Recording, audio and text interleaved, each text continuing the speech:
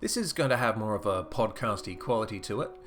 I'm going to put some footage up of me running around in Classic preparing my little protlet for its first Dead Mines run. And there will be a couple of pictures I'll chuck up from time to time.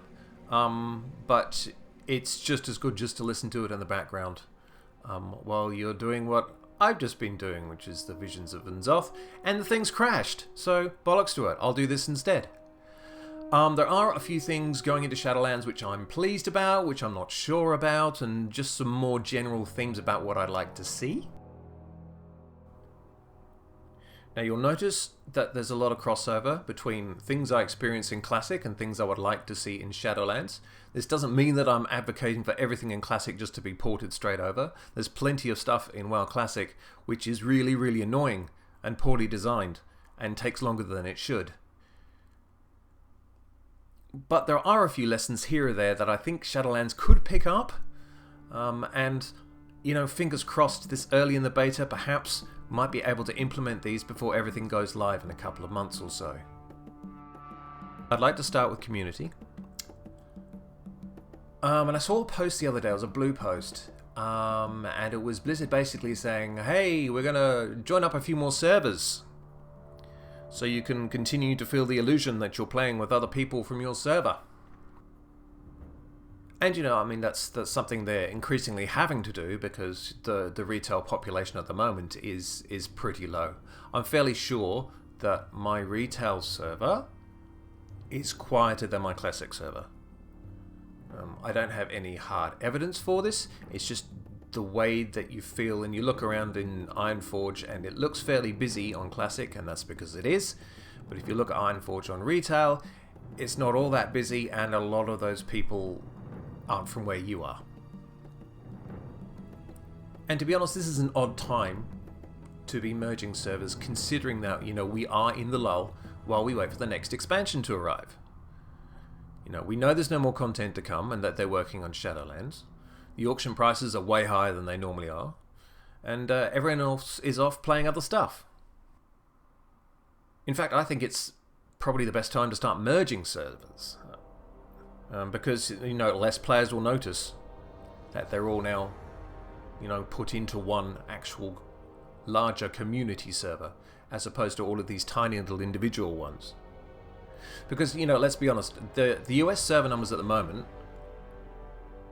are basically there from the peak of World of Warcraft, or Wrath, you know, 10 million subscribers. We've got nothing like 10 million now, but we do have 241 servers, and that's everything: PvE, PvP, everything. This is just US, as an example. But, you know, there are now so many dead servers that, you know, merging all of these remnants together into one whole community again does seem to make a lot of sense. But Blizzard, on the other hand, just seem unwilling to do this. I think mainly for prestige reasons, because, you know, if they merge servers, then it's an acknowledgement that subscriptions have tanked to the point where it's just no longer sustainable, and that perhaps WoW's in decline. And, you know, the newsflash for them is that, of course, we know that the subscription numbers are down, and we already know that WoW is in decline. It's in decline because of Battle for Azeroth, mainly. But, you know, it's never really picked up, except at the beginning of each new expansion, and then, of course, everything disappears very quickly. So really, instead of holding out, I think Blizzard should bite this bullet, and, you know, try and rebuild servers from scratch. We've had years and years and years now of CRZ and sharding and all of these other wonderful technologies that give the illusion that you are part of a larger community, but it simply isn't true in the vast majority of servers anymore. You know, there will be cries for loss of server identity, but, you know, you're also getting an opportunity to forge a new and much stronger community as one. I think the only real problem with this is going to be the name sharing. You know, if you imagine if you cram the remnants of 20 servers together, there's going to be quite a lot of people called Jim. And the simplest of remedies for this is to extend the naming conventions, just like pretty much every other MMO out there. After all, it is a bit passing ridiculous that after all this time, 15 years, we are still constricted to a single name. while being surrounded by NPCs who have no difficulty managing to have two. I personally would love my gnomes to have actual surnames like, Wizzlebin called Togglevolt, or, something suitably RP. And, if Blizzard is keen on putting the RP back into this MMORPG, that's an easy one to do. And the name clashes will be a lot less common as well, because everyone will have the freedom to choose the names they want. And yes, people will choose silly names, and if they offend you, go ahead and report them. At the end of the day, it will ultimately be Blizzard's decision to change those names anyway. We get on to more uneasy territory with the automated queuing systems, LFD and LFR. But, if you're interested in making a community, then they are a major block to it. Like this little prot Rory here, my little protlet. She's in Classic. She's leveling this prot, bless her. And, she'll be in Westfall. And, she'll tout her wares outside of Deadmines, form a group of completely random people around level 20 or so. She'll have to engage in group content outside the dungeon before she even goes through the portal, because you've got elites down there, and you've got another quest that is also elites. And, if you've done Deadmines and Classic, it's the one with the skellies and the ghouls right down on the corner there. If you've done the quest, you'll know the one I mean. Now, the chances of forming personal connections there are much better because you're all on the same server. You're going to remember their name. You're going to be much easier to ignore. And so it's in my best interest and everyone else's best interest for that group to garnish a good reputation. I want my little protlet to have a good reputation as a reliable tank so that endgame, she has no shortage of reliable, polite and fun players to group with. And that ultimately is part of the community endgame in Classic. And it's entirely missing in Battle for Azeroth because you basically queue, port, zerg and leave. Now, on retail, I always say hello when I port in, but it's still a 50-50 shot I get an answer. And that answer might be just as much as a yo or a sup. So, technically, yes, it's a group experience, but, it's nothing that's actually personally satisfying from a social perspective. You're not communicating with these people in any meaningful way. You don't feel like you've made a couple of friends, and even if you did, they're on one of 240 other servers, most likely. You most likely will never see them again unless you want to battle tag them. And of course, with LFD and LFR, you are more likely to run into the many trolls, because, nobody wants to group with these people. They don't have any repercussions coming to them. Because, once again, they could be on...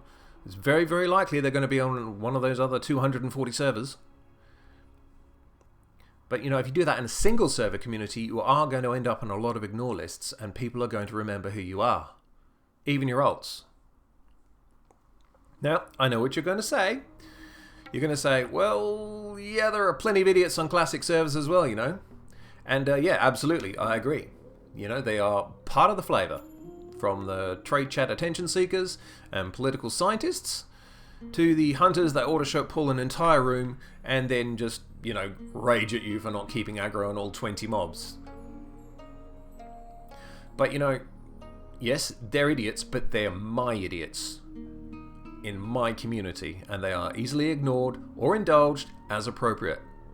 And they're not masses of unwashed cross-server zero repercussion idiots. It's a lot easier to deal with offenders when you've got your own pool of the usual suspects who can't evade community scrutiny quite so easily. Another bonus to just being on a single server is being able to identify, players that you respect or aspire to become or just like to run with. And you can see them out in the world or in Ironforge and just say hello. Touch base with them. The pugging community is pretty strong on my Classic server, and we're by no means hype-hop. And it's not as if pugging isn't massive on retail either. You just look at Mythic Plus, and you look at pug raids, of which there are quite a few at the moment, because, whoever's left playing retail is banding together to finish whatever content is left over. So, when you have that kind of cooperation already taking place, then do you really need the automated systems at all? I mean, I would put forward the argument that, if you are that socially inept that you can't just be nice to a few people and get into a group with them and run content with them, then yeah, you don't get to run dungeons and you don't do raids because, you're trying to be antisocial in a massively multiplayer online role-playing game. And I think that's where the problem lies at the moment, when we're talking about group content. Classic, I think, gets the balance right. I mean, I think, like in retail, you can choose to go absolutely solo. Do your own thing, do your own quests, never form a group, all the way to 60 and into endgame. But in Classic, you're never going to be as well geared, or as powerful, or as successful, basically, as people who run things in groups, because you've opted out of the multiplayer option in a massively multiplayer online game. In retail, on the other hand, you can just do and see all of the raids, run all of the dungeons, and complete world bosses without saying a word to anyone. And that just doesn't seem right to me. There's absolutely nothing wrong with aspiring to be greater, to be part of a bigger community and achieving goals with actual real-life human beings. The social aspect of this game was, at least in vanilla, absolutely crucial to its initial success, and the progression of your character from humble beginnings to, that endgame raider. So, what's Shadowlands doing to improve the community aspect of the game? Well, Ian Hazzikostas has at least acknowledged that in recent discussion with Preach, that the automated nature of the LFD system has come at the price of community strength. Whether he's willing or able to do anything about it, however, is another thing entirely. It would take a lot of courage to merge servers and take the automation out of group forming. Do I believe he has the courage and nerve to do that? Frankly, no. LFD and LFR will still be there in Shadowlands. Their only attempt at community seems to be this attempt to tie yet more dead servers together to increase the illusion that you're not saddled with a dead economy and only 50 max level players online at prime time. They are, in my humble opinion, just delaying the inevitable. Alrighty then, on to part 2, which is complexity. Now, I have touched on this one before, but first I just want to give you some quick recent history. So I quit BFA about a couple of months in, because of several reasons, but one of them in particular was the loot and ability lag on the Oceanic servers where I play.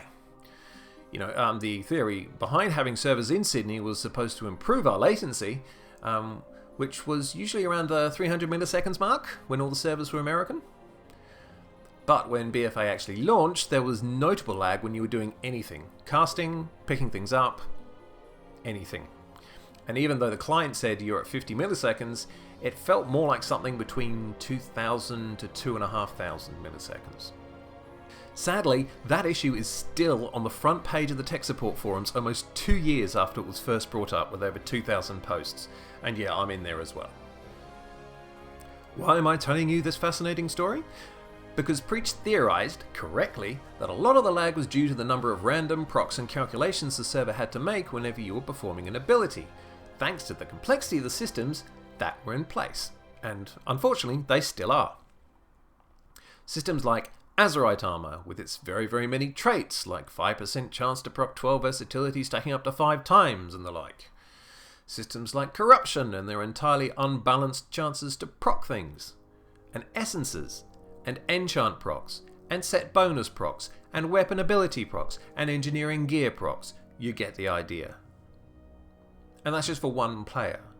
Imagine piling a whole bunch of people in to fight a world boss, 40, 50 people, and all of a sudden, yeah, the server does tend to melt.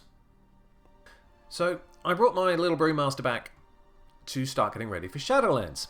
And so I'd missed all of 8.1. Most of 8.2, I think I did about a week of Nazjatar and went, this is dreadful, I'm not doing this. And all of 8.3 up to now, so about 6 months after it was actually released. And when I came in, I found not only was Azerite armor still going strong, but now essences were a thing, as well as corruption. And to be honest, I had to look up what was going on with all of the different changes, and, it may well have been in Russian, for all the sense that I could make of them. So, contrast all of this layer upon layer of different procky nonsense with the classic experience. So, as a prot warrior at 60, there are stats that matter, of course, stats you should aim for. But you'll be wanting obvious things like armor, weapon skill, a fast one-hander, perhaps some hit, parry, dodge, defense, agility, and strength. In fact, there are multiple ways to build a protlet at max level, from the survival bubble to the threat monster to the YOLO fury prot. And there are best in slot lists to aim towards and firm targets to hit. Absolutely none of this is possible with the randomness of BFA gear, which has so many variables attached to it that even Blizzard's own servers can't handle the load. And then there's the simming. Oh my god, the simming. Running multiple variations to get the best possible result and then having to start over after traits are added or nerfed or buffed. Let's just not speak of it again. So, how is Shadowlands addressing this? Well, very well actually. They are removing Azerite armor and corruption, which is an excellent start. Titan forging and warforging is gone, which was another aspect of RNG that pretty much bedeviled the entire expansion. And hopefully it will never come back. And it does look like conduits are largely passive effects that improve your current abilities by 10% or whatever. So there's a lot less procky stuff in there. I mean, there is still some, but there's a lot less than what we currently have. Hopefully, this will lead to less messy server performance and RNG frustration when even your perfected rotation is less DPS than Jeff's because Jeff had insane procs and you didn't. Blizzard also seems to be listening to feedback that randomosity in gear, in terms of its stats and abilities at least, is not welcome. I don't think many people really have that many issues with RNG gear drops. That's the way it's always been, and that's the way it probably always should be. But ideally, the only procs I want to see are perhaps on tier that changes up the way that we play our characters. Any more than that, and I fear we're wandering back into that laggy wilderness where you don't even know what you're doing because it's all done for you. Oh, this last one. Which I shall call Adventure. One of my favourite things about Classic is the journey itself. This is a thing that is now completely absent from modern WoW. I mean, so much so that they're condensing it yet further into basically a choose one expansion to hit 50 in before Shadowlands kind of design. The journey seems to be a relic from a simpler classic time when stories and exploration were important in developing your character and a sense of the world you were in. And personally, I'd like to see more of that return. As you can imagine, when returning to BFA after so much time, there are more than a couple of reputations to catch up on. Why bother, I hear you ask? Because I'm a completionist, especially when it comes to reps. It's an issue I plan to never ever address. I like finishing them and taking all of their things from their factions. They don't have things anymore, and I want them to suffer and burn and... Anyway. So I'm not sure if this is a unique perspective, but doing like all of the reputations in one go, from, Proudmoore Admiralty and Tortolans, to Nazjatar and Mechagon, to Ultima Cord and Dejani, is all very, very similar. It's frankly astonishing to see how little imagination has been put into creating these grinds. The initial reputations that you start with in Battle for Azeroth are completely identical. There's no differentiation at all between them. And the 8.2 and 8.3 iterations are just Time Missile clones with a set of world quests, some deities to do, and a scattering of easily solvable bosses. It's frankly mind-numbing having to wade through this content in order to get them up to Exalted, and 2 weeks in, I'm already starting to falter. I'm already starting to go, I can't go to Oldham, not again. I can't do that again. So I really do sincerely hope that Shadowlands is going to introduce some more interesting ways of interacting with the world. This anima conductor thing seems like a neat idea, but if all it involves is spending anima to open up a daily quest or world quest hub, I'm just not sure I can be excited about that. The opposing factions island, which is Zandalar for me, in BFA, was woefully underused. You know, a few campaign missions and then endless world quests, and, you know, those very exciting treasure chests which would contain grey items and war resources. You know, just think of the amazing tales that could have been told. You know, the characters you could have met, the other side's trouble with their local alliances, their motivations, their aspirations, you know, the plotting, the betrayals, the internal conflicts, the jostling for power, could have all been woven into the storyline when you're on the other faction's island, and none of that actually really took place. It's a real waste of, you know, some beautiful and very highly thematic places with lots of different areas, but nothing but world quests to do in them. I'll give you an example of what I mean. I'm Alliance. Don't judge me. So let's have a look at Voldoom. So, you open up the map, and there's a whole bunch of things here which have absolutely no storylines attached to them that the Alliance can actually enjoy. What's going on at Atul-Aman in the centre there? No idea. It's a troll place, I suppose. What about that little oasis to the left? How was that formed? Did the Titans do that? And then, you know, down in the bottom southwestern corner, you've got the port of Zemelan. Whole bunch of pirate skeletons. That sounds interesting. You know the Alliance interaction in there? Killing one boss. And it's non-repeatable. So you've got all of these characters with specific names and specific functions who just chase you around for the hell of it. But there's no actual explanation or story or adventure as to why they're there. Seems like a bit of a missed opportunity to me. Same thing with Terrace of the Devoted. Out there in the west, we go there early on, we learn something about Sethrak interaction, and then that's it. That's the end of your interaction. Sorry. You know, if you were thinking about it from an Alliance perspective, surely you'd go, Sethrak don't get on well with the Horde. I wonder if we can turn them against the Horde and make them our partners so we can be a real pain in the ass. But this is never ever considered. So who are the Sethrak?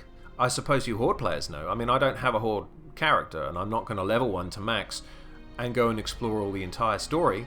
I'm kind of asking why the story wasn't also supplied to us. And I imagine that you have a similar problem, Horde side, when you go over to Drustvar and wonder why you're going to Waycrest Manor. I bet you didn't get a storyline there, because we didn't get one for Temple of Sethralis, and we certainly didn't get one for Uldir. You know, you've got a Vulpera hideaway there, Tortaga Refuge. Why are all the Naga out there? Are they enslaving them?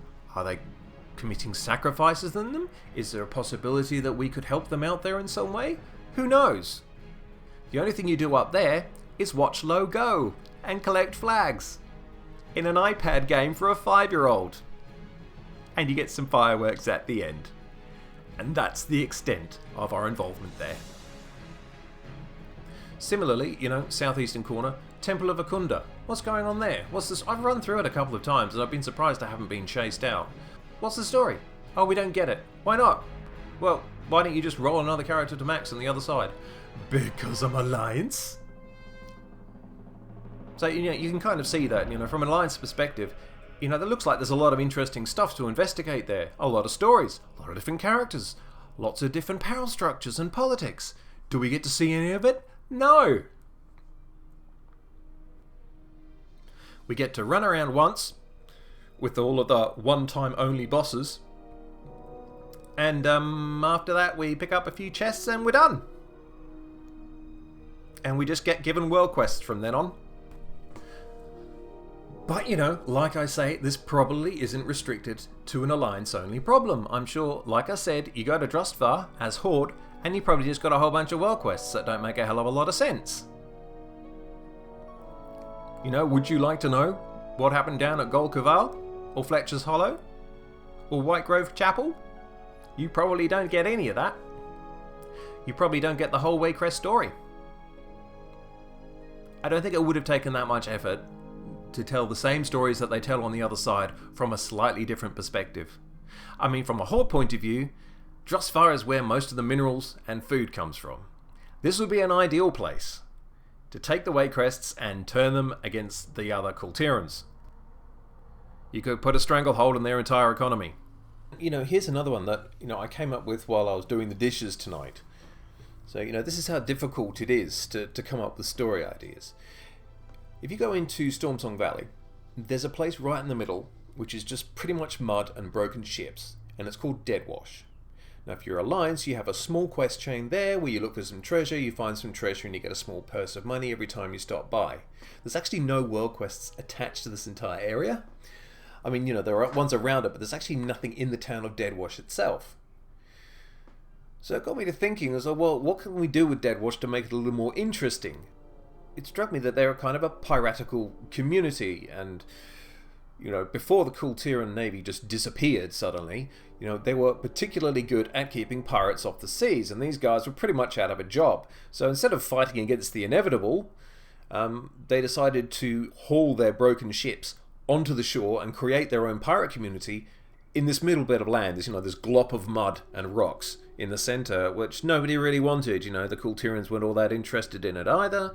So they settled there and they were pretty much left alone. But now, of course, they've got a feel for the sea again. They want to get back out there. The salt still runs through their veins, and they'd like to get back out there. And the perfect way to do that would be to expand their little piratical empire that they have in the middle there, and take Fort Dalen as a waypoint for them to not only protect their own ships, but have a sally port to go out and do all their nefarious piratical deeds. So you could have a storyline where you're either Horde or Alliance. You go to Deadwash, you talk to the people, you run around, you get to know some of the main characters, and then they let you in on a little secret. They want to expand.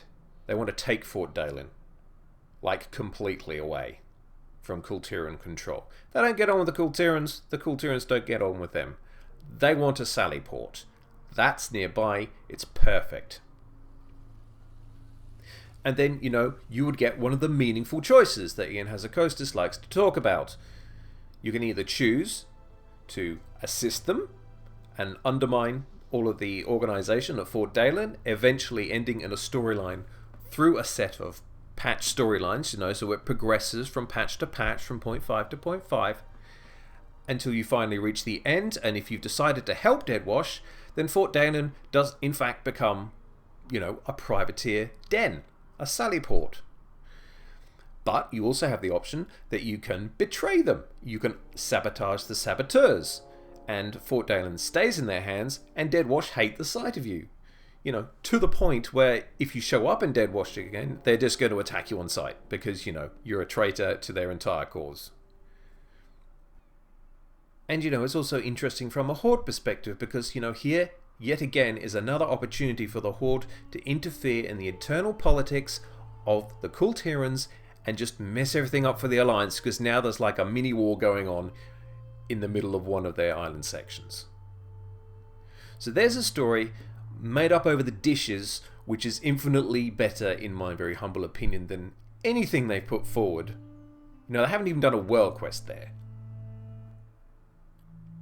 And you've got the very, very bare skeleton of like a story that can progress all the way through the patches to the end of the expansion. And, thanks to phasing and all of the other, little special tricks they do, you can actually turn Fort Dalen into a Deadwash satellite. Or you can keep Fort Dalen as it is, and then Deadwash hate you. But that's an interesting choice. That's a story that could have been fun. I mean, do you really go back to Fort Dalen as a world quest? I think there's one where you turn into a shark. Oh yeah, and there's a calligraphy one, and that's it. Everything else is on the perimeter. It's not really part of it at all. So, you've got two quite complex built-up areas. It took some work to put them there, but then they do nothing with them. But, that's what I'm talking about when I'm talking about missed opportunities. Like, there was definite scope there, and the majority of the work had already been done. They just had to put an Alliance flavour to those stories. And had they done that, they would have made these islands infinitely more interesting than they actually turned out to be. Anyway, back on track. I guess what I'm trying to say is that while dailies are going to be a thing, they shouldn't be the only thing. I don't want to quest through Shadowlands and then be lumped with nothing but repeatable world quests for 2 years. I would like some progress in the story to take place actually in the world.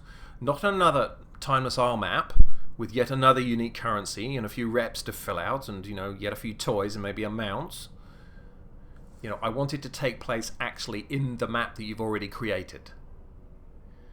When I choose my covenant, I want the stories regarding that covenant to be more than just a campaign and well done, hero. I guess you just run around doing world quests now. I'd actually like a living, interactive experience with well-rounded and interesting characters that I can share adventures with for the whole of the expansion. If I choose a Soulbind character, like Dreamweaver, for example, I want them to have their own distinct characteristics and come along on journeys with me and not just be an interface where I pick up my passives and plug in some conduits. If I'm joining Night Fae, so I want to know what the politics of the Night Fae are like, the internal rivalries, are there great friendships, are there great enmities, are there conflicts going on, are there disagreements about how they should approach things? How does my covenant interact with other covenants? Is this been covered? Are there ever skirmishes over limited anima resources? You'd think if something was rare enough, you'd be fighting over it or trying to protect it from other people who also want it. Do covenants team up to overcome difficulties that they couldn't do by themselves? Or, maybe one covenant has a specialty that they're particularly good at, perhaps mashing an army together. So the Night Fae would say, look, we need a few additional troops for this one, it's going to be messy. Can you help us out? Go to the Necrolords. Are there trades? Is there negotiations for territory? Is there any crossover at all? Or are these just, 4 people standing in the corner with their arms crossed going, no, not talking to him. I want my covenant choice to be meaningful. Not from the perspective of, hey, here's a class ability that may or may not affect your chances of getting into groups, which, incidentally, is still a terrible idea, but, from a character and story and lore development angle. At the end of the day, if my covenant choice turns out to be a bunch of NPCs milling about that you can't interact with, and a soulbind that is just an interface, and a weekly renown mission, and a single campaign, then I'm going to regard that as yet another missed opportunity to inject some life and creativity into the world that they've made. One last thing, which is one of my little bugbears. I've noticed over time that the new worlds that we explore are getting smaller and smaller. Nazjatar is my pet hate because it's got so many different levels and bosses hidden in caves and underwater and all of the other nonsense that it's not particularly easy to pick your way around, particularly where you're on foot and you don't have Pathfinder yet. Now, it would be unfair to compare recent expansion landmasses to, say, Classic, but, size was a thing in Burning Crusade and Wrath. I mean, they had huge zones to explore, and you would be rewarded for doing so. I think the change in emphasis really started in Cataclysm, where they tried to improve the whole world, and largely failed, but that's another discussion. And then they had to put some additional zones in for the max level players. And ever since then, the land that we run over has been getting even more tightly packed. And with it, the mobs as well. I mean, if you've gone on foot through Nazjatar, you know what I'm talking about when you just, wherever you run, if you fart in the wrong direction, you get a whole bunch of mobs just following you around everywhere. And, when you design things that badly, it's small wonder that everyone wants to fly as soon as possible. So Blizzard, please, take a breath, get a rolling pin out of the cupboard, and flatten out these layered cakes of zones that you've become so fond of. And tell me some stories. Don't send me to the same world quest for the 50th time to collect some more corn cobs because you can't manage it. With so many lore characters actually returning in the Shadowlands, this is a great chance for you to step up your writing game. Because, let's be honest, the story in Battle for Azeroth was a little disjointed, to say the least. Playing this game is so much more of a pleasure when you actually make the effort to craft a real living world with actual consequences. And I guess I just don't want you to pass that opportunity up. Anyway, that is enough of my babbling nonsense for now. Let me know your thoughts in the comments. And you know, if you used this video as a sleep aid, as I'm sure some of you had, I hope you got a good night's rest. And good morning. I will be back soon, most likely with something regarding engineering, because engineering is the best profession ever, and no, this is not up for discussion. Until then, Grumpy Gamer out!